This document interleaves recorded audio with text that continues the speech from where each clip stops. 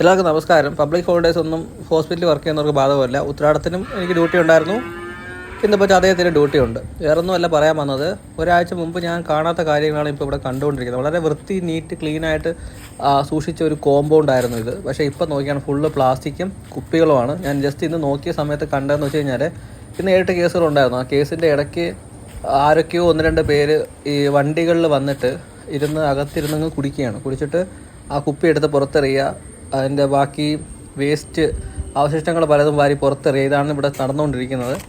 ഒന്നും പറയാനില്ല, എല്ലാവർക്കും സ്വയമായിട്ടൊരു സ്വബോധം ഉണ്ടായിരിക്കണം, ഒരു സെൻസ് ഉണ്ടായിരിക്കണം. ഇതൊരു ഹോസ്പിറ്റലാണ്, അതിൻ്റേതായ ഒരു കാര്യം കാണിക്കണം. എസ്പെഷ്യലി ഇതൊരു മോർച്ചറി സൈഡാണ്. നിങ്ങൾ പോലീസുമായിട്ടൊക്കെ ഡീൽ ചെയ്യുന്നതാണ്. ഇവിടെ വന്നിരുന്ന് വെള്ളം അടിക്കുക ഒന്നും അത്ര നല്ല കാര്യമായിട്ട് തോന്നുന്നില്ല. അതുകൊണ്ടാണ് ഈ വീഡിയോ എടുത്തത് തന്നെ.